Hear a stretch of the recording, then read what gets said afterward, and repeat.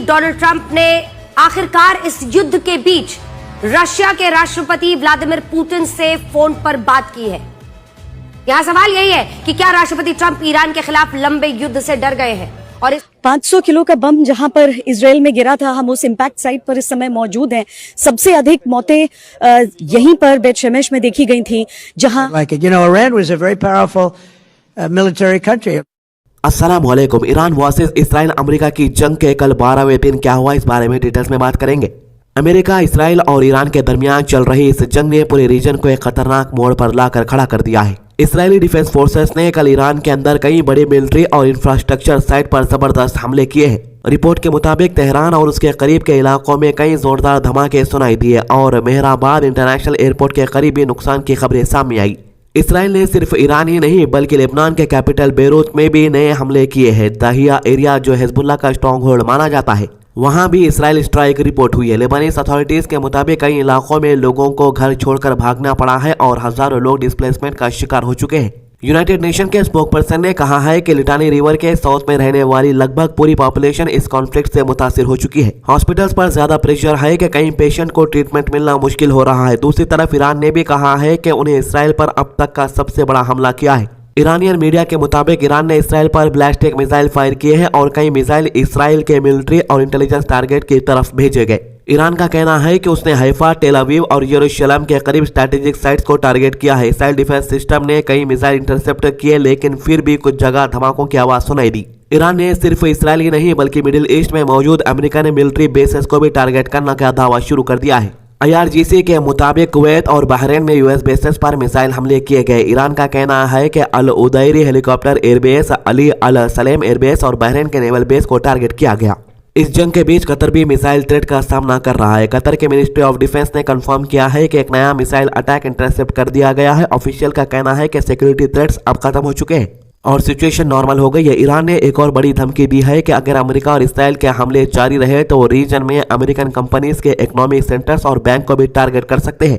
Iranian media report के मुताबिक Google, Amazon, Microsoft, Nvidia, IBM और ओरेकल जैसे अमेरिकन टेक कंपनीज के ऑफिसेस और डेटा सेंटर खतरे में हो सकते हैं। यह फैसिलिटीज इसराइल, दुबई और अबू धाबी में मौजूद है।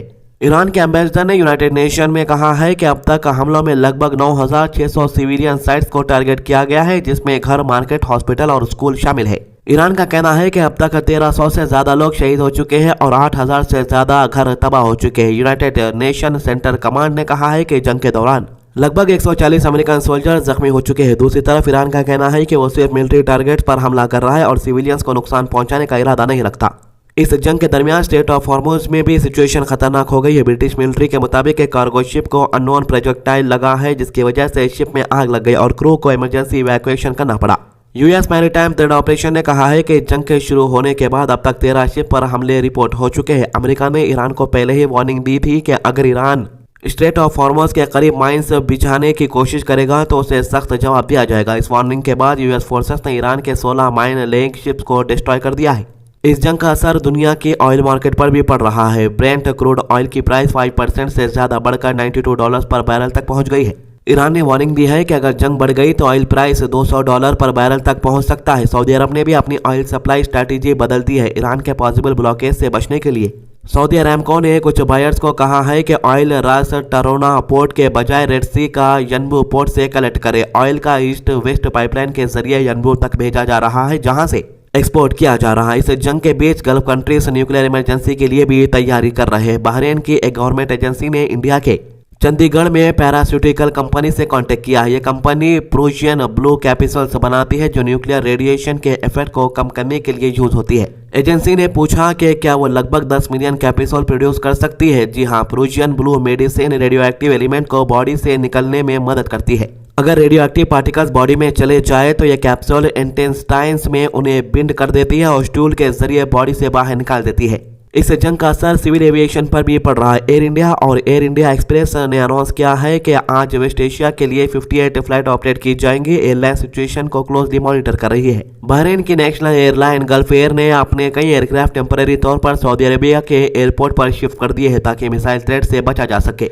रशिया भी इस सिचुएशन में इनडायरेक्टली इन्वॉल्व होता नजर आ रहा है। यूक्रेन का प्रेसिडेंट जेलेंस्की ने क्लेम किया है कि रशिया ईरान को ड्रोन टेक्नोलॉजी और मिसाइल डिफेंस सिस्टम में मदद दे रहा है। उसने ये भी कहा है कि अगर जंग लंबी चली तो रशिया ईरान को और मिलिट्री सपोर्ट दे सकता है। यूरोप के कई कंट्रीज ने भी अपनी मिलिट्री डिप्लॉयमेंट बढ़ा दी है। फ्रांस ने अपना aircraft carrier Charles de Gaulle deploy किया है। यूनाइटेड किंगडम ने HMS ड्रैगन डिस्ट्रॉयर भेजा है। ग्रीस ने F-16 फाइटर जेट्स डिप्लॉय किए हैं और इटाली ने मेडिटेरियन में वारशिप भेजे हैं ताकि यूरोपियन बेसेस को प्रोटेक्ट किया जा सके। आपको बता दूं कि हर जंग में अमेरिका के साथ यूरोपियन मुल्क खड़े होते हैं, लेकिन ये इकलौती ऐसी जंग दिख रही है जहां पर यूरोप के ज्यादातर मुल्क अमेरिका का साथ नहीं दे रहे। उनका कहना है कि असल में ये जंग अमेरिका की है ही नहीं, बल्कि ये जंग इसराइल की है। अमेरिका इसराइल को सपोर्ट कर रहा है। यही वजह है कि यूरोपियन कंट्रीज अमेरिका को इस जंग में सपोर्ट करने से पीछे हट रही। अमेरिका और इसराइल के दरमियान भी जंग का एंड को लेकर मुख्तलिफ राय पाई जा रही है। रिपोर्ट्स के मुताबिक डोनाल्ड ट्रंप और बेंजामिन नेतन्याहू हर रोज फोन पर बात कर रहे हैं। इसराइल का कहना है कि अगर अमेरिका ने ईरान पर हमला रोक देता है तो इसराइल भी अपनी बॉम्बिंग रोक देगा। यूनाइटेड स्टेट्स कांग्रेस के मेंबर क्रिस मर्फी ने कहा है कि ट्रंप एडमिनिस्ट्रेशन की वार स्ट्रैटेजी अभी तक क्लियर नहीं है। उनका कहना है कि अगर सिचुएशन इसी तरह रही तो ये जंग एक लंबी और एंडलेस वार बन सकती है। इस जंग ने लेबनान को बुरी तरह मुतासिर किया है। लेबनीज हेल्थ मिनिस्ट्री के मुताबिक इसराइल हमलों में लगभग 570 लोग शहीद हो चुके हैं और 1450 से ज्यादा जख्मी हुए हैं। सिर्फ एक दिन में 80 से ज्यादा लोगों की मौत रिपोर्ट हुई है। ईरान ने भी कहा है कि उसने इराक के कुर्दिश रीजन में ड्रोन स्ट्राइक की है, जहां कोमाला पार्टी के बेसेस को टारगेट किया गया। इन हमलों में एक फाइटर मारा गया और 2 जख्मी हुए। स्टेट ऑफ हॉर्मुज के करीब ईरानियन नेवल फोर्सेस ने 2 शिप्स को रोकने के लिए फायरिंग भी की है। ईरान का कहना है कि उन शिप्स को बार बार वार्निंग दी गई थी, लेकिन उन्होंने इंस्ट्रक्शन फॉलो नहीं किए तो नेवी ने एक्शन लिया। इस जंग के दौरान 2 इंडियन सिटीजन्स की मौत भी हो चुकी है जो मार्शेंट शिप पर काम कर रहे थे। इंडिया के एक्सटर्नल अफेयर्स मिनिस्ट्री ने कहा है कि वो गल्फ रीजन में रहने वाले इंडियन सिटीजन्स की सेफ्टी को क्लोजली मॉनिटर कर रहे हैं। तेहरान के अंदर भी सिचुएशन टेंस है। रिपोर्ट के मुताबिक अब एक बैंक बिल्डिंग को इसराइल और अमेरिका स्ट्राइक में टारगेट किया गया है। ईरानियन मिलिट्री कमांड ने वार्निंग दी है कि अब रीजन के बैंक्स और इकोनॉमिक सेंटर्स भी रिटेलिएशन का टारगेट बन सकते हैं और लोगों को बैंक से 1 किलोमीटर दूर रहने की हिदायत दी गई है। ईरान के मिलिट्री स्पोक्सपर्सन अबुल फजल ने मुस्लिम कंट्रीज के लोगों से अपील की है कि अगर उन्हें अमेरिका या इसराइल ट्रूप्स की मूवमेंट के बारे में कोई इन्फॉर्मेशन मिले तो वो शेयर करे ताकि ईरान अपने हमलों सही जगह पर कर सके। ईरान के नए सुप्रीम लीडर मुस्तफा कामनेई के बारे में भी रिपोर्ट्स आई थी कि वो जख्मी हो गए, लेकिन ईरानियन ऑफिशियल्स ने कहा है कि वो बिल्कुल सेफ है और उनकी जो तस्वीरें वायरल हो रही है वो एडिट कर बनाई गई है। इस वक्त पूरी दुनिया की नजरें इस कॉन्फ्लिक्ट पर लगी हुई है। यूनाइटेड नेशन सिक्योरिटी काउंसिल आज एक रेजोल्यूशन पर वोट करने वाला है, जिसमें ईरान से कहा जाएगा कि वो Bahrain, Kuwait, Oman, Qatar, Saudi Arabia, UAE और जॉर्डन पर हमले बंद करे। कतर ने भी मीडिएशन से फिलहाल इंकार कर दिया है। कतर के minister of state for foreign affairs Mohammed bin Abdulaziz Al Khulaifi ने कहा है कि कतर तभी मीडिएशन करेगा जब फाइटिंग रुक जाएगी, लेकिन ग्राउंड पर सिचुएशन अभी भी बहुत टेंस है। मिसाइल हमले, एयर स्ट्राइक और नेवल कन्फ्रंटेशन लगातार रिपोर्ट हो रहे हैं। एक्सपर्ट्स का कहना है कि अगर स्टेट ऑफ हॉर्मुज बंद हो गया तो ग्लोबल इकोनॉमी पर इसका बहुत बड़ा असर पड़ेगा। इस वक्त दुनिया एक नए फेज के खतरे का सामना कर रही है, जहां एक रीजनल वॉर किसी भी वक्त ग्लोबल कॉन्फ्लिक्ट में बदल सकता है। सबकी नजरें अब इस बात पर टिकी है कि क्या डिप्लोमेसी इस आग को बुझा पाएगी या ये जंग और ज्यादा फैलने वाली है। ये थी अभी तक की अपडेट। आज की अच्छी बात, हुजूर सल्लल्लाहु अलैहि वसल्लम ने फरमाया कि जब रमजान का आखिरी आशुरा आता है तो नबी करीम सल्लल्लाहु अलैहि वसल्लम अपना तहबान मजबूती से बांध लेते हैं, यानी पूरी कमर कस लेते हैं, और इन रातों में आप भी खूब जागते और अपने घर वालों को भी जगाया करते थे। बुखारी 2024। हमारे चैनल को सब्सक्राइब कीजिए, हमारे वीडियोस को ज़्यादा से ज़्यादा लोगों तक शेयर कीजिए, नमाज की पाबंदी कीजिए, कुरान की तिलावत कीजिए और दुआ में याद रखिए। अल्लाह हाफिज़।